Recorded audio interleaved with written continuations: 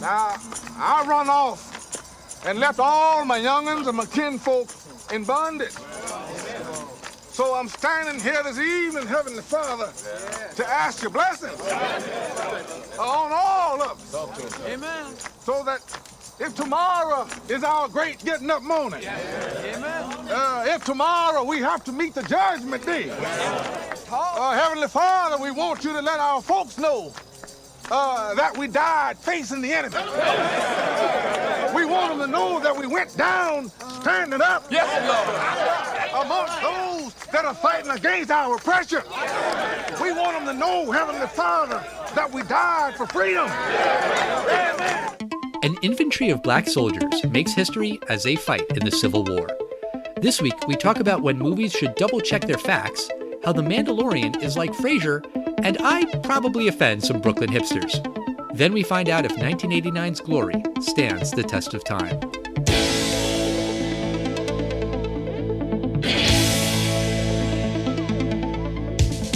Test of time, James and Alan have their say. Do the movies you love still hold up today? James says gladiator with the glut. Alan says as a father blah blah. It's the test of time, James and Alan have their say. Do the movies you love still hold up today?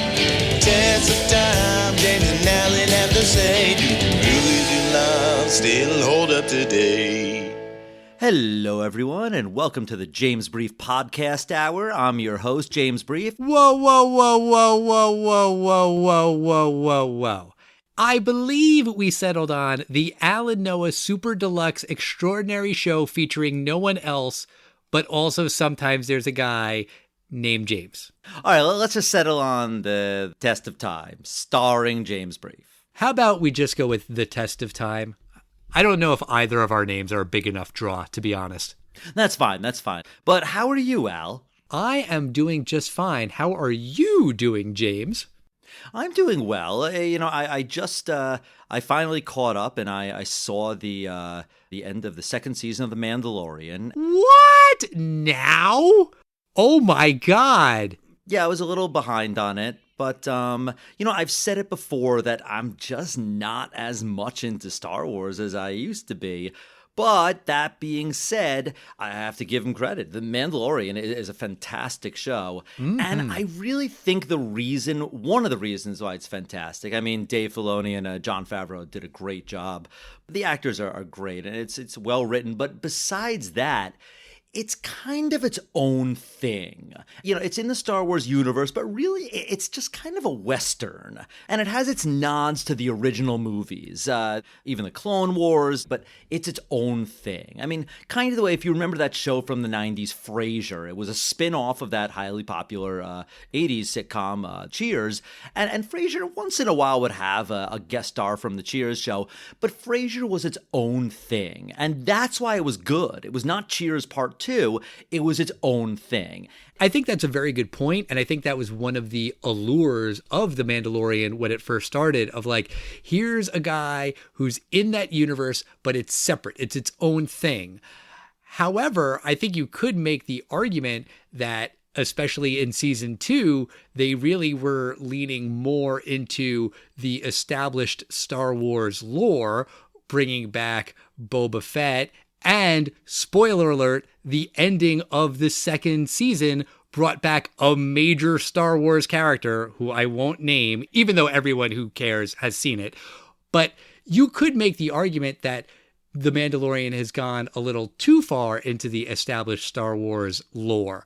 I personally don't care. I don't mind that stuff. I'm into it. I like the callbacks to obscure Clone Wars episodes and characters and things like that.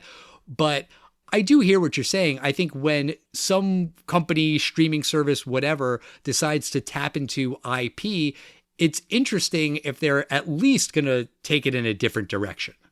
Right, and HBO Max. There's this rumor that there's going to be a new Harry Potter series, and Amazon is set to release sometime in the next year this Grand Lord of the Rings franchise series on Amazon Prime. And we've talked about before that one of the benchmarks of one of these spin-off shows that really does a great job of kind of doing its own thing, Cobra Kai, which is the 30 years later update of the Karate Kid universe. And it's a good show. However, it seems that every season there's a nod. All right, now we're going to bring the bad sensei back. And in this one, we're going to bring nods to Karate Kid Part 2 back. And next season, there's going to be the Karate Kid Part 3. And I assume Hilary Swank is going to make a cameo at some point. She was the next Karate Kid, or the fourth Karate Kid movie. And I wonder if these things are going to just be milk dry. There's good ways of doing it, nods to the original, and there's other series. Like, I did watch that Saved by the Bell. I watched the first episode of that, and while it was a cute nostalgia trip, it seemed that every single joke was a reference to the original series, and not really its own thing. I think you have to tread lightly. At the same time, though, there's going to be a push to put those references and callbacks and Easter eggs in there. I mean, that's the game that Hollywood is playing now, when you just rehash IP in one form or another, whether it's, set in the same universe as, or a remake of, or a sequel to, whatever. You're cashing in on a name, and people are going to be looking for those things. Another analogy, in addition to the ones you rattled off, I was thinking of Gotham, that show on Fox a few years back that was all about Gotham before Batman ever showed up, which I thought was an interesting premise.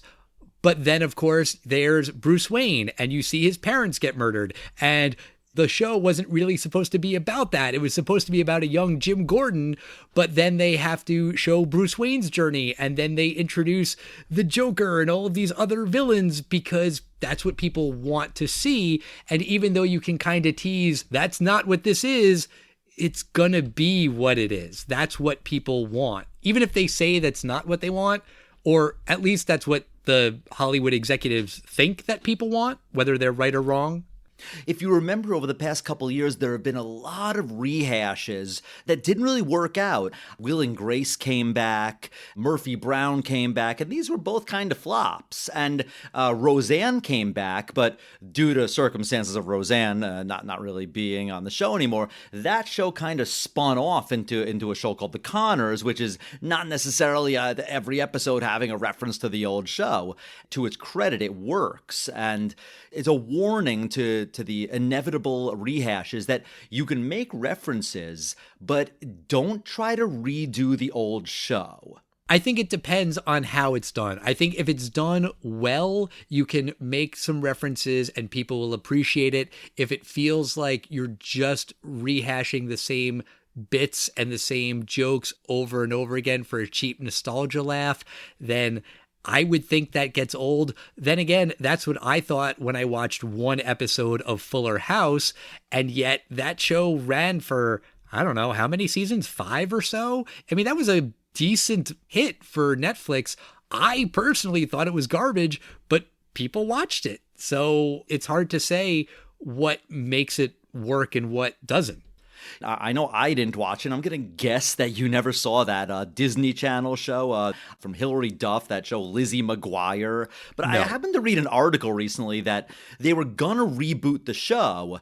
And Hilary Duff, she refused to do it because she's like, well, Lizzie's going to be like 34 years old. It can't be about like these teenage stuff. And she wanted to go on Hulu, which is owned by Disney. But Disney wanted to put it on Disney Plus and kind of make it an old Disney show. And Hilary Duff kind of walked away from millions of dollars because she wanted to be true to the character. And I think there's definitely a fine line. I think really what this all boils down to is just you hoping that the Sex and the City reboot is everything you're dreaming it will be.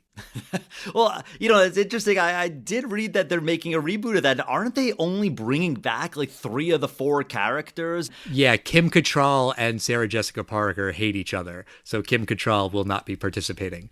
You read this stuff all the time that, we're reviewing this movie Glory today, and apparently Matthew Broderick and Carrie Elwes that didn't get along, and you see this stuff all the time, but you guys are professionals. You don't have to be friends, you just have to be actors, pretend you're friends. That's acting. I mean, you could also argue that they could have separate scenes and then like splice it in, or I don't know, HBO could transfer enough Bitcoin to Kim Cattrall's account. I don't know, whatever. I really don't care about that show at all, so it means nothing to me. Well, I mean, that being said, I would assume the show is going to talk about women in their 50s as opposed to young Manhattanites in their 30s. So, it's going to have to evolve and make an homage to the original, but, it's going to have to kind of do its own thing. And, we'll see what happens. Yes, we will. But enough about Sarah Jessica Parker. Let's talk about her husband and this week's movie, Glory. Last week, we talked about Biloxi Blues, which starred Matthew Broderick as an Army private. And in this week's movie, Matthew Broderick plays a colonel in the Civil War. He plays Colonel Robert Gould Shaw, and he leads the 54th Massachusetts Infantry Regiment, which was the U.S. Civil War's first all-black volunteer company. And this is based on a true story. This all really happened. And the men in the company at first go through basic training. They learn how to be soldiers. But then when they are supposed to be going off to war, they only perform manual labor in the Union Army. Ultimately, they get to prove their worth in battle with victories for the North before their final battle at Fort Wagner in South Carolina. So this movie came out in 1989. I remember hearing about it, but I don't really know if it was a hit in 1989. So why don't you tell me if it was, James? Well, the film had an $18 million budget. That's a mid-level budget, I guess, for a 1989 film. That's surprising. Wasn't Biloxi Blues a $20 million budget last week?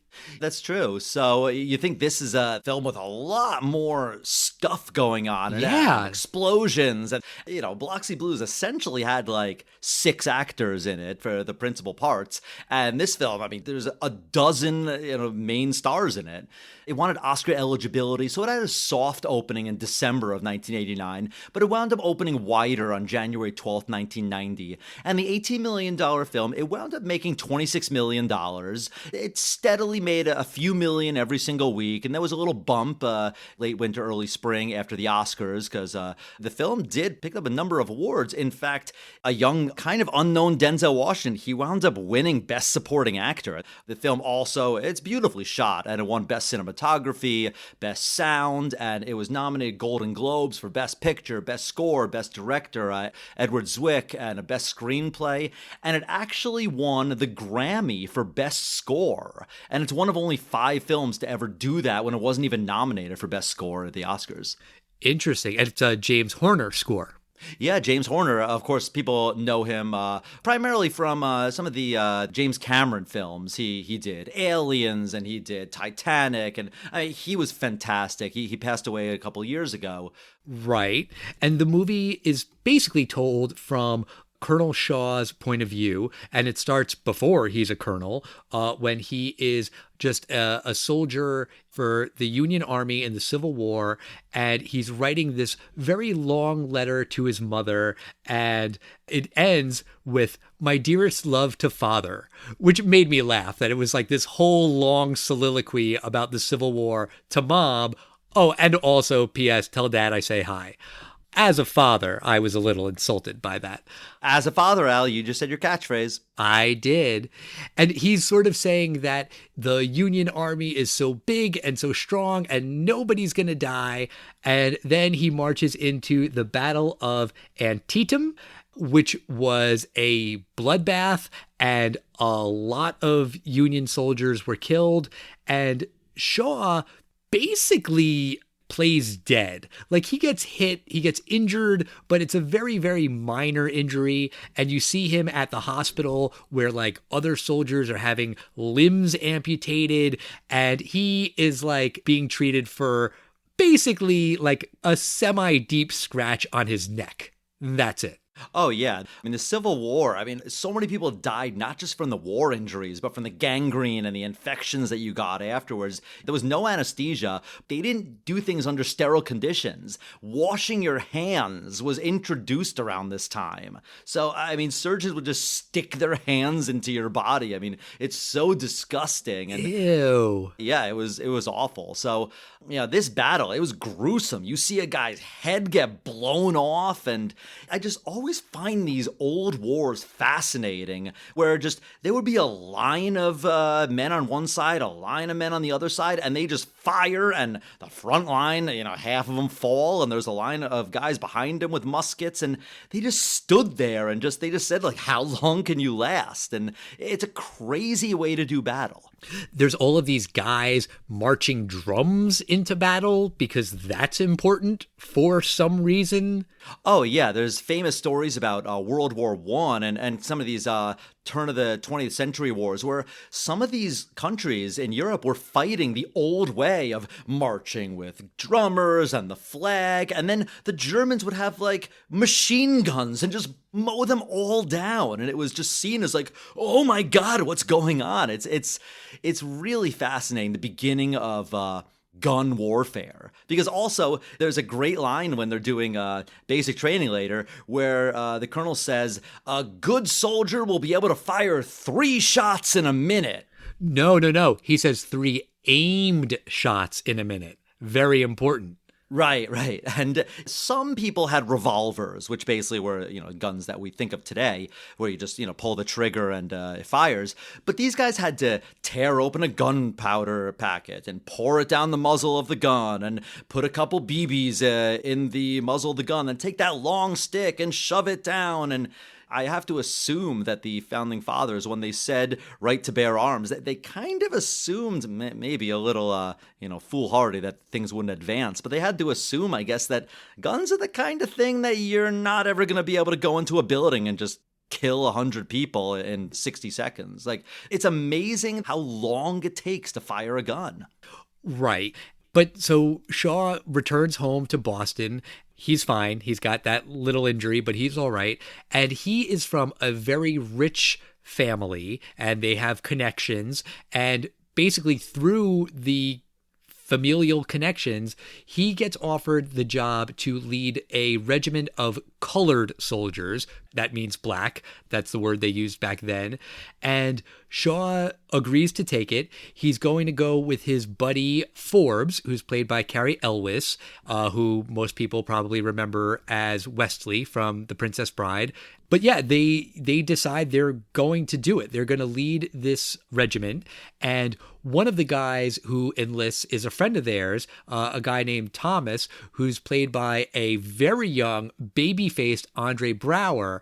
And it's very funny to see him in this role compared with him on Brooklyn Nine-Nine, where he's a much older, grizzled, hardened cop. And in this movie, he really just looks like a wide-eyed teenager, young 20-something kid. And you also see there's this guy Tripp, who's played by a young Denzel Washington. He's a very rightfully angry guy who wants to join this regiment.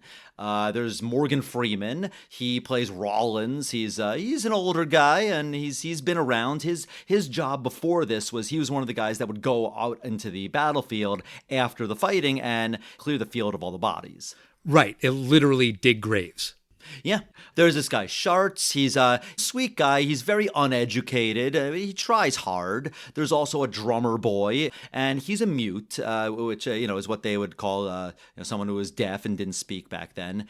And like you were saying, he's in this rich family, and you'd wonder, well, why would the family want him to go off to war like this? And actually, it was kind of a little trick, and I guess a way to keep their son safe, sort of like how President George W. Bush, he went to the Texas Air Guard, so he didn't really go to Vietnam, and it's honorable, but he was not going to see any fighting because, contrary to what Shaw thinks, this platoon of black soldiers, they're not supposed to see any action. They're just going to do some manual labor, and maybe they'll bring supplies to the fighting white soldiers, and it was going to be just a real safe job. But then Lincoln issues the Emancipation Proclamation, and then the Confederacy, in response to that, issues their own declaration that if they find any black soldiers fighting against them, they will be killed on the spot. They won't be captured. They will not be treated as prisoners of war because they are viewed as slaves and property. And so therefore they will be shown no mercy. They will be killed instantly. And that will also happen for any white leaders, military leaders who are leading these black troops. So Shaw tells everybody this and says, if you want to leave, you can resign tonight. You will be honorably discharged. No harm, no foul. No one will think any less of you. He even says it to Forbes, his buddy. He says, if you're not here in the morning, I'll understand. But he wakes up the next morning and everyone is there. No one left. They want to go. They want to fight.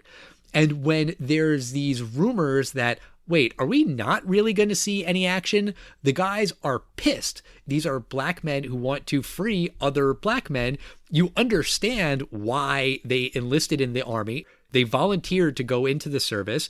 And for them to think that they're not going to see any combat is infuriating for them. And they weren't actually gonna see any combat, even if they wanted to, because these guys were ill-equipped. They didn't even have shoes. I mean, this is the winter, and they're barefoot, and they have like cloth wrapped around their feet. You gotta assume some of them probably got frostbite, and it was just kind of pathetic. Yeah, and Trip, Denzel Washington's character, he goes AWOL, and the punishment for that is flogging. And I read that that's actually not historically accurate, that the U.S. Army banned flogging a few years earlier. But it makes for a powerful scene because Trip is whipped in front of everybody, and that shouldn't be happening in this army where black men are supposedly being treated as equals. But that's the punishment. So then here are the quote unquote good white guys whipping a black man. And when Trip takes off his shirt, you can see a lot of whip marks on his back already from when he was a slave. And it's a really intense scene. You see Trip crying. He's looking right at Shaw the whole time. He's not begging for mercy. He's not screaming or shouting, but he's crying in pain. And then we find out that Trip wasn't like going off to leave the army or to find some nice old lady's pie, which he kind of mentions earlier to some of the other guys, that he's going to sneak off and get some biscuits, I think. But no, he was just looking for shoes. That's all he wanted, was some real shoes. Yeah, and it's not just, the good guy union that are doing this. It's actually Shaw. Shaw ordered this guy to be flogged. So he's not a good guy the whole time in this film. Certainly not. I mean, Shaw is definitely not always doing the right thing here. But Shaw asks Rawlins, Morgan Freeman's character, to be his sort of like guy that he can talk to about what's happening with the soldiers. And Rawlins tells Shaw that that's what Trip was doing. He was getting the shoes.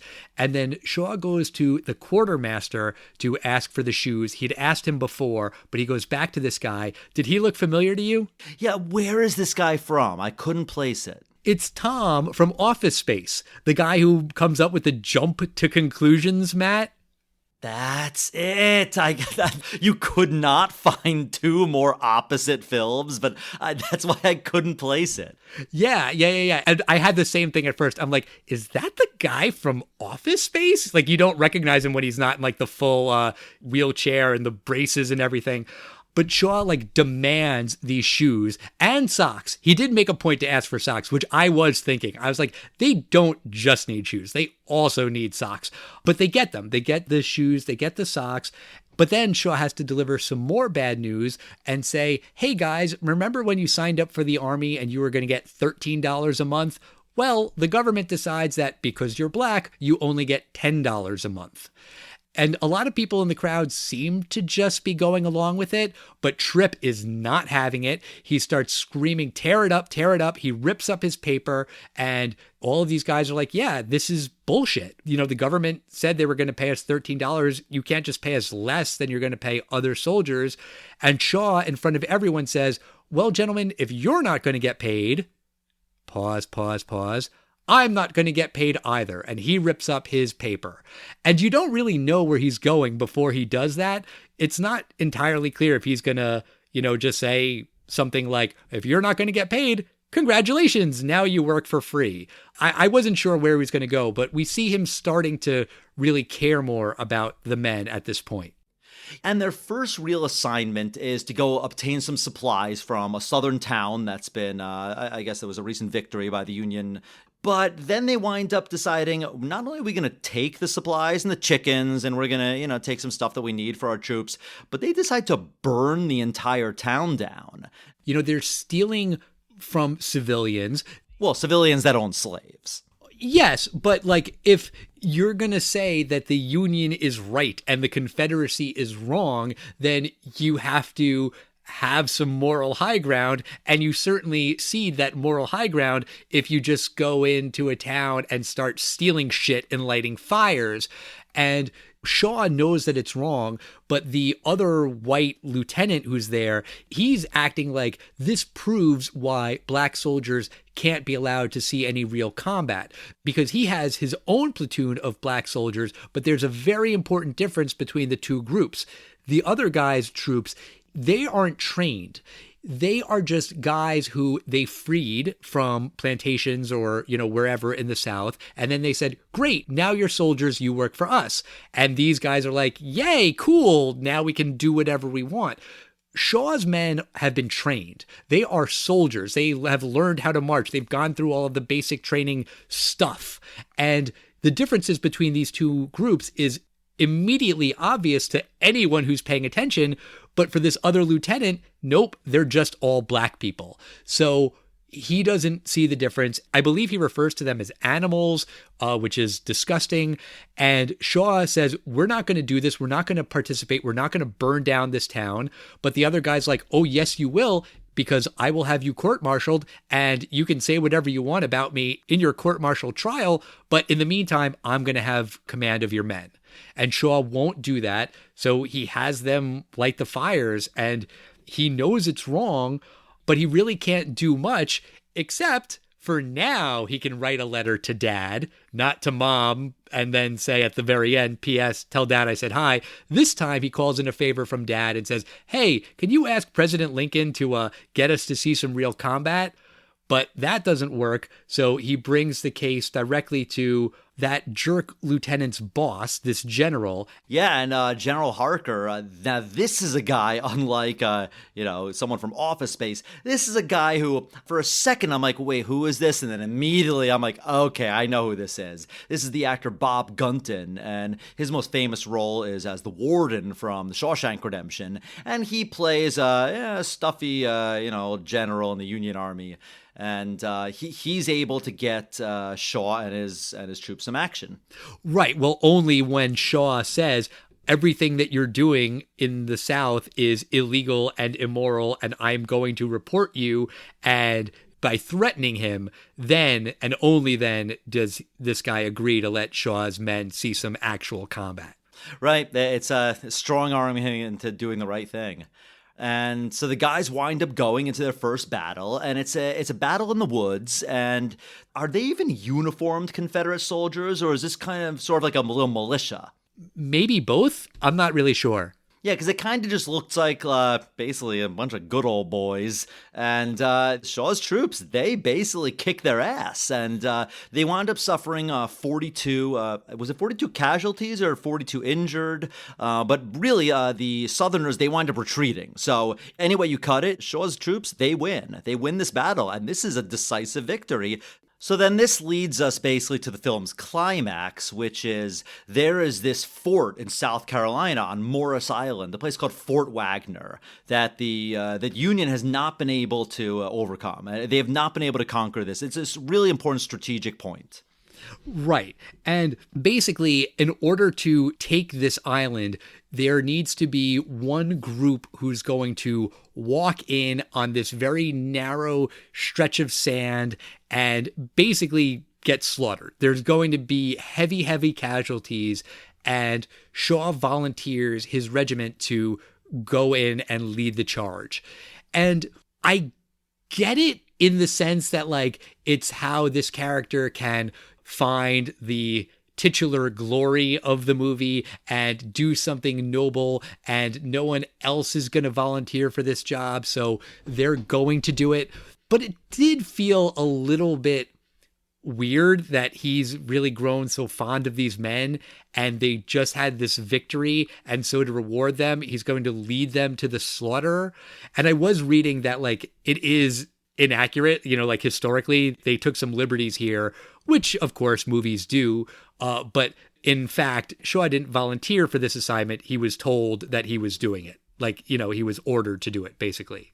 Well, I mean, somebody had to be in that first wave on Omaha Beach, and, the casualty rates for those first wave, I mean, you didn't have a high life expectancy if you were in that first wave, but that wave was important for Western civilization to survive. So when you're a general, sometimes you have to lead soldiers to their death, and there's going to be hard decisions. And probably when they realized they had some black soldiers that they could march to their death, maybe they did that. That's certainly not outside the realm of possibility, even though the Civil War really was about freeing the slaves. And even the Union, these soldiers are really racist. I mean, there's a part where Shaw's company, they encounter a white company of troops, and they're all like, clean my latrine. And it's like, dude, you're about to go and march and die to basically stop slavery. Why do you hate these people?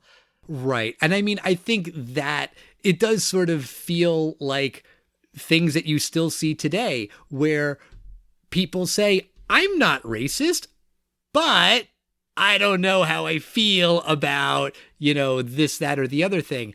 And look, obviously all racism is bad, but we do have to acknowledge that there are different levels of it. And there are some people who in the 1860s thought black people are not people, they are property, they are slaves. And then there were some people who thought, no, they are people, they are our equals, and they should be free just like all of us, and they should be entitled to all of the same rights.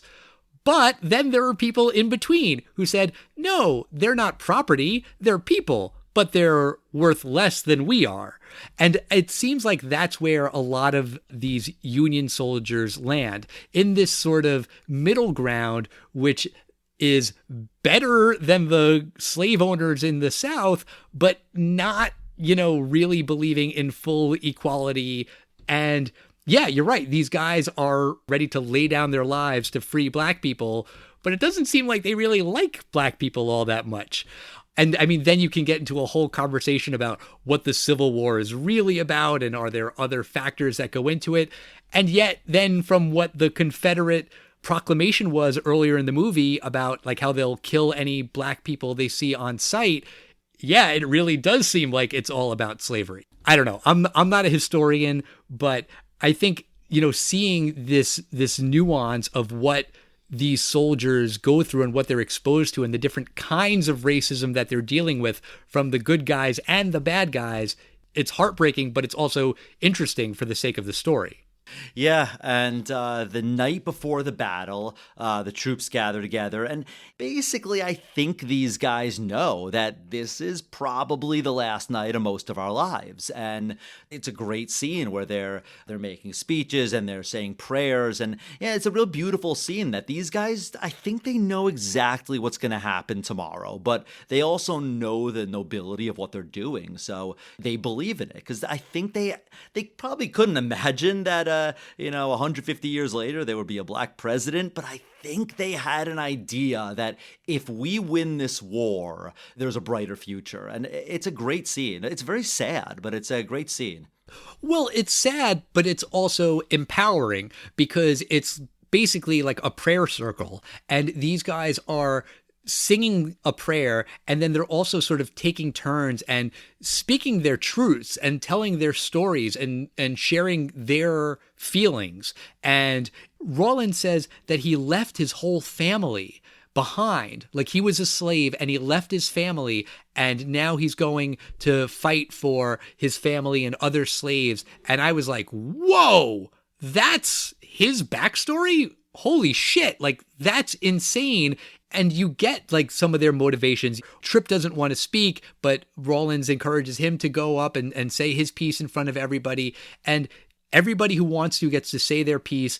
And it is sad. You're right, James, but it's also in a way like life affirming and powerful too.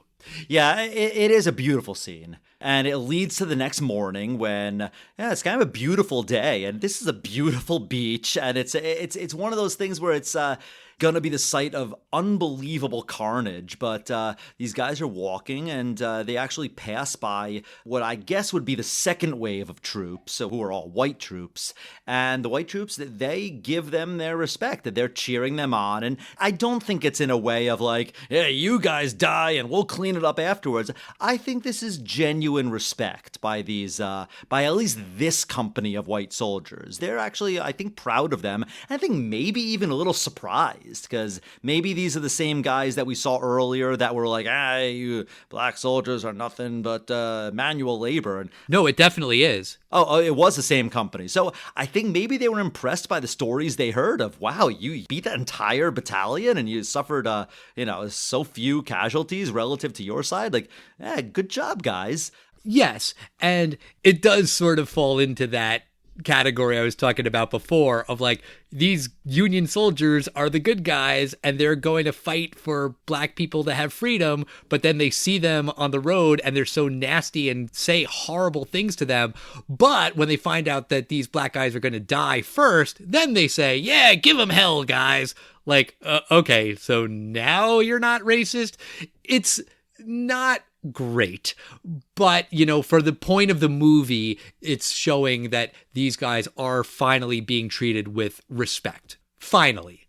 There's one final speech by Shaw, and he has this great speech, and he basically says, "Who will carry the flag if I fall?"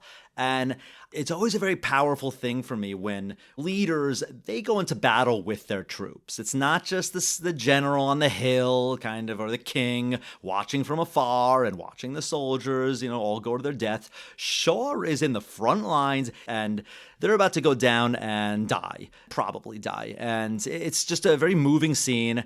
And then it begins. There's just an all-out sprint. And you see how unbelievably crazy. They described the fort and how difficult it would be to take. But wow, this is a really narrow sandbar. And they're attacking in the middle of the day. I was almost thinking maybe they should advance at night when the fort can't fire on them. Yeah, they say that. They say that the attack will start at dusk.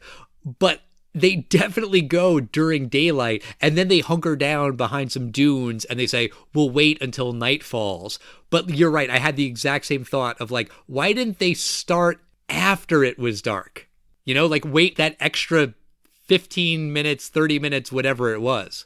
Yeah, but it's amazing cinematography, and they're running along this beach, and there's just explosions where you assume cannonballs are firing, and these artillery are completely inaccurate, but every once in a while, a cannonball seems to blow up right in the middle of some unfortunate guys, and they lose their legs or their life or their head, and a couple of them, and I'd say the majority of them, make it to these dunes, and they wait for nightfall, and even in nightfall, the fighting doesn't stop. I mean, there's explosions in the air. It kind of looks like fireworks are going off all night, but it's just carnage going on all around them. Then Shaw just decides, now we're going to make our final assault, and they just run full speed at him, and Shaw actually, he leads the charge, and Shaw's killed. Right. And he falls in battle. There's this huge musical sting. He's hit.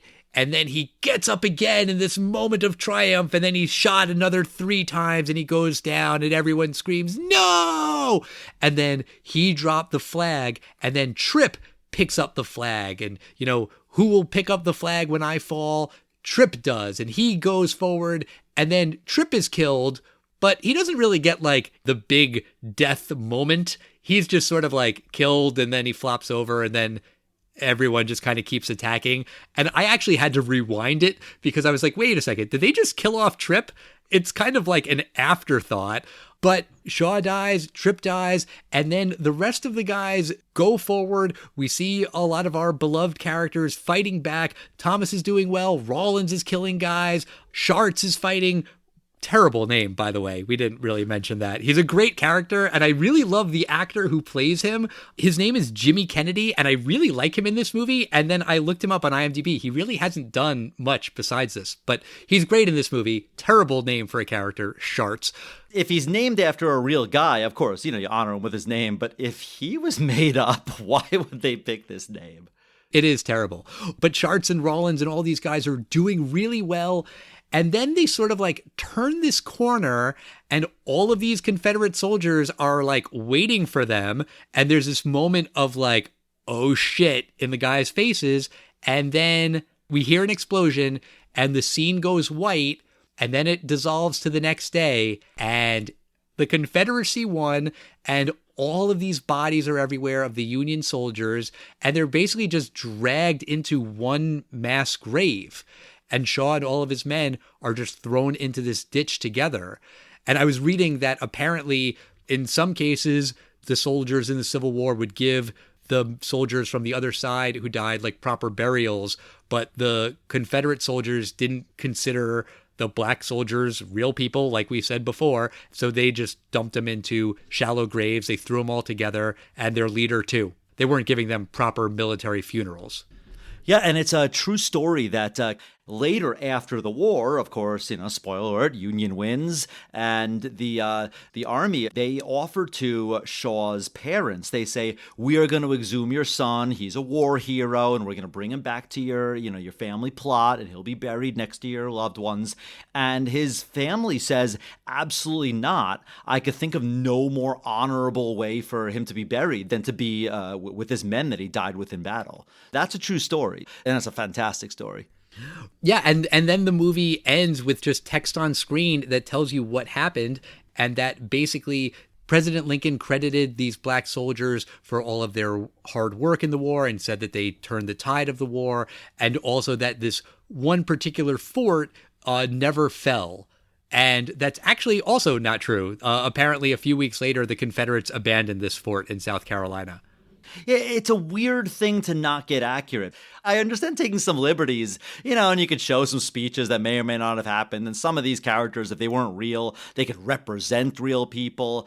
But that seems to be a weird thing to put down. It lowers their accomplishment by saying, it never really fell. But it did. So I thought that was a weird thing to put on the closing credits. I 100% agree. If you're going to take some liberties with the narrative for the sake of your story, okay, people will forgive you that. But don't lie with the text on screen epilogue. Like, fact check that. Double fact check that. Right. I mean, it's not like the Union actually won a battle to get this. Apparently, the Southerners, they wound up poisoning their own water supply by burying all of these soldiers near their water reservoir. So the dummies wound up leading to their own demise. Right. Maybe if they had given the soldiers the proper military funerals that they deserved, then they wouldn't have done that. Yeah, possibly. So James, this is the end of the movie. And so now I have to ask you, do you think that Glory stands the test of time? I barely remembered a lot of this film, and the only parts I remembered were the battle scenes at the end. And this is not really a big action film. Maybe 20 minutes of action are in this film. I have to say that the action scenes are fantastic, but the drama's great, too. I think the acting is top of the line. Morgan Freeman, when is he ever bad? Denzel Washington, and you got even the guys like Bob Gunton, and Broderick is great in this film. The score is fantastic. And, it's 2 hours, but sometimes 2 hours is a little long for films. I don't think there's any extra stuff in here that should have been cut out. This film is directed by Edward Zwick. And what I read on IMDb is that he felt a little apprehensive as a young Jewish white guy directing this really important film, he had some apprehension about this. And apparently, the cast of the film, the African-American cast, they were very supportive of him. It's important for people to know their history, and I think it's very important for people to see these accomplishments that are just not really talked about.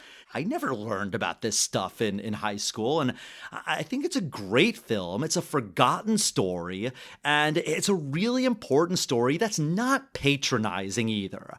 I think this film, with a lesser director and a worse screenplay, I think it could be really lame, and I think there could be inappropriate speeches that are a little bit too fake, and I think everyone is great in this film. There's very little to criticize in this film, and I think it's a great, tight film, really masterfully done, directed, all the post-production, the pre-production, the special effects are great, and I say this film stands the test of time. It's a great film, and I wish I'd seen it more, because this is one of those films I haven't seen in 25 years, and I do want to see it again. What do you think, Al? Does this film stand the test of time?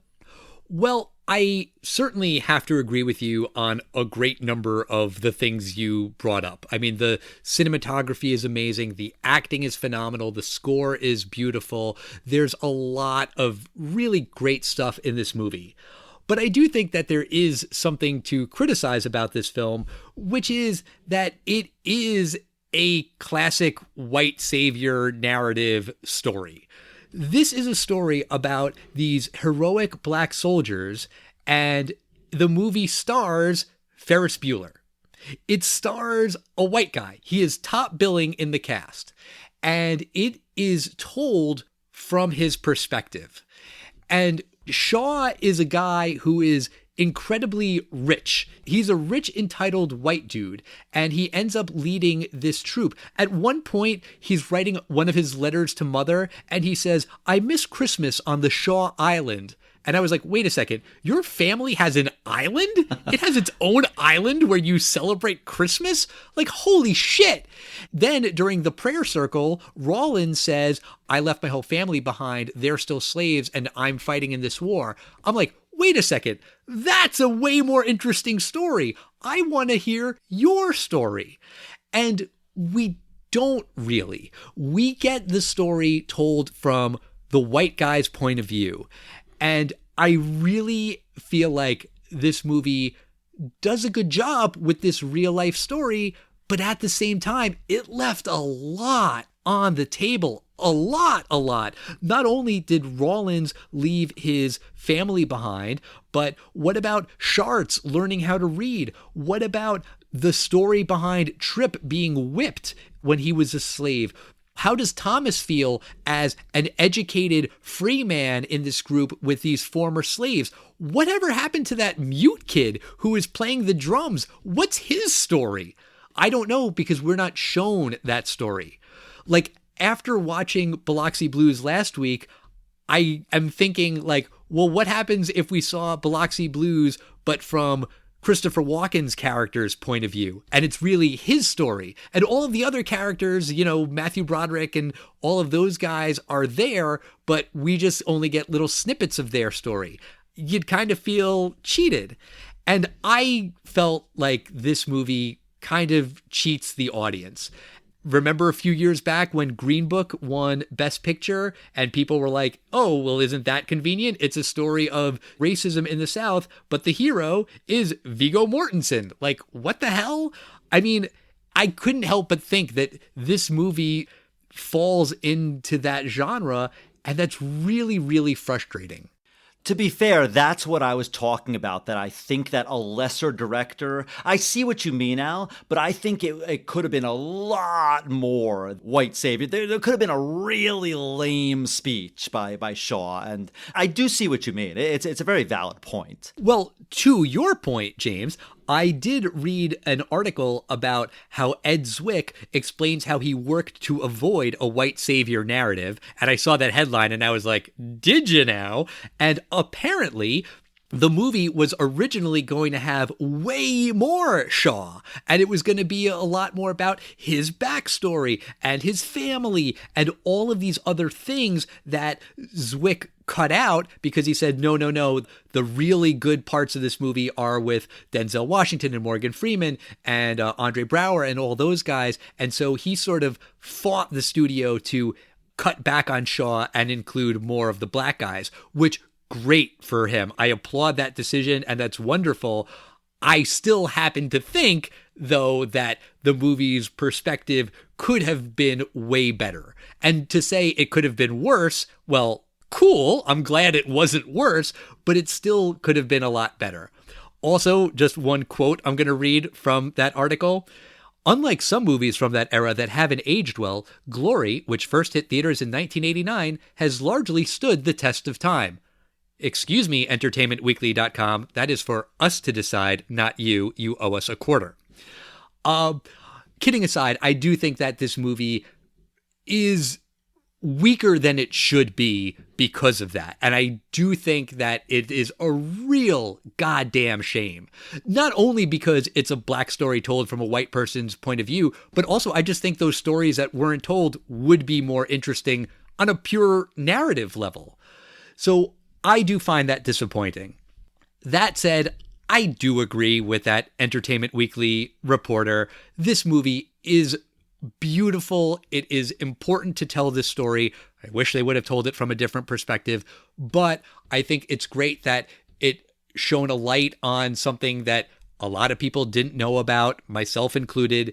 And I do think that even though this movie should have been stronger and could have been a lot stronger, I do think that it does stand the test of time. And it's interesting you say that because I was reading in the trivia that there's an actress in the film and she filmed a lot of scenes, and then it just said that 95% of her scenes were cut. And I was like, I don't even remember this actress. It was the mom, Shaw's mom. One other thing that 100% does not stand the test of time, Matthew Broderick's goatee, mustache, whatever you call that facial hair. I will say it makes him look un-Ferris Bueller-like, but that's a really stupid-looking goatee. Oh, no, Al. You have to Google a picture of what Colonel Shaw looked like. They are nearly dead ringers. Fine, that's all well and good, but people don't have that kind of facial hair today. Okay, I get that. Maybe some like Brooklyn hipsters do, and my apologies to any of our listeners if you do have that Civil War facial hair. Sorry, I didn't mean it, but I kind of did. Okay, it's like if we ever watch a Charlie Chaplin film, we're going to be like, great film, he's hysterical, but that facial hair doesn't really stand the test of time because you can't call it a Charlie Chaplin or Groucho Marx mustache anymore. It's a Hitler mustache. So I totally see what you mean. Exactly. All right, well, that's going to do it for this week. Next week, I am very excited. We have a very special guest coming on the show. I'm a huge fan of her podcast. It's Maven from the Go Informed podcast. Her real name is Sue. She's coming on the show to discuss Singles.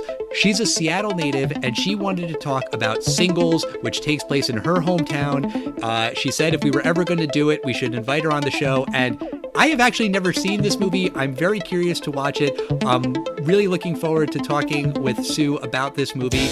And the following week, we're going to compare it to the Ben Stiller mid-90s film Reality Bites. That's the one with Winona Ryder. And Ethan Hawke, yeah. Okay, in my head, I had it that Winona Ryder was in Singles, and then I looked it up, and she's not, and I was confused, and that's because in my head, I was conflating those two movies. Oops. No. Singles is Matt Dillon, Bridget Fonda, great 90s cast, and a fantastic soundtrack. But we'll talk about that next week. Absolutely. Don't miss that episode. Make sure you're subscribed on whatever podcast platform you listen to us on. Talk to us on social media. We are at Test of Time Pod on Facebook, Twitter, and Instagram. Email us at thetestoftimepodcast@gmail.com. We'll see you then, everybody. Take care. Bye.